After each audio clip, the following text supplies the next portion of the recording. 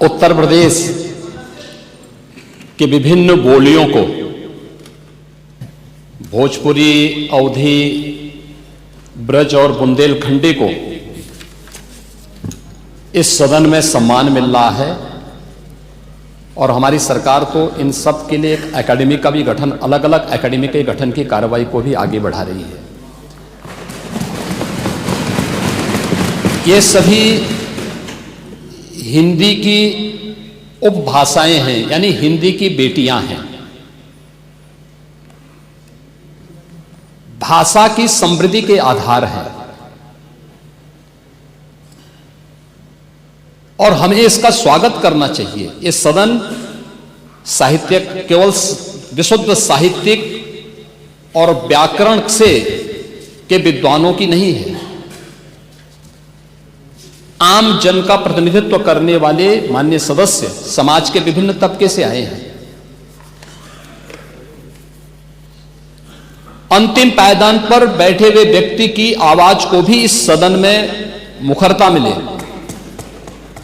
इसके लिए अगर किसी को हिंदी में वह धारा प्रवाह नहीं बोल सकता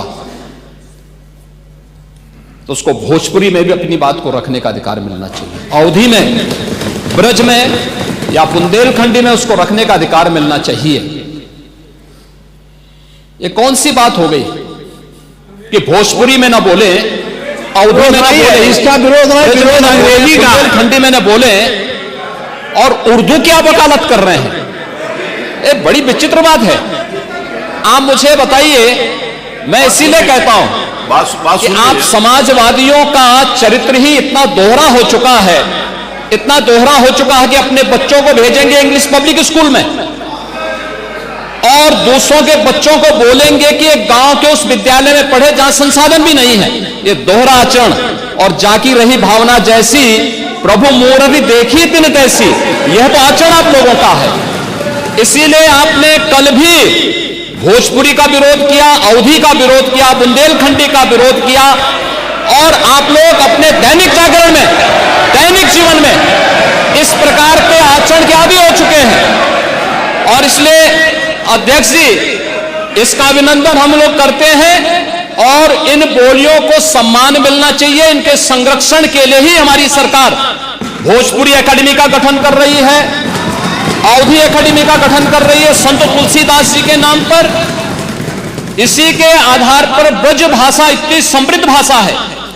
सूरदास जी ने अपनी सभी रचनाएं उसी भाषा में दी हैं। संत तुलसीदास जी ने अपनी कालजयी रचना रामचरितमानस, जो इस सदन में ही नहीं, उत्तर भारत के अंदर और भारत से प्रवासी हुए जितने भी ऐसे लोग हैं जो मॉरिशस में या दुनिया के फिजी में या दुनिया के किसी देश में गए, उनके संकट काल में रामचरितमानस ही तुलसीदास जी का अवधी भाषा में रचा गया, रामचरितमानस ही उनका सहारा बना था। और आज जब उसको सम्मान मिल रहा है तो आप उसका विरोध कर रहे हैं। बड़ी विचित्र सी स्थिति है। आप हर अच्छे कार्य का समाज, आज के यही ढोंग है आप लोगों का, यही ढोंग है। हर अच्छे कार्य का आप विरोध करेंगे, हर अच्छे कार्य का आप विरोध करेंगे। हर अच्छा कार्य जो प्रदेश के हित में है, देश के हित में है, आप उसका विरोध करेंगे। और मुझे लगता है इस प्रकार के विरोध की निंदा होनी चाहिए और हम इसका समर्थन करते हैं जो उत्तर प्रदेश की बोलियों को सम्मान मिल रहा है। मैं आपका धन्यवाद करूंगा और विधानसभा सचिवालय को इस बात के लिए धन्यवाद दूंगा।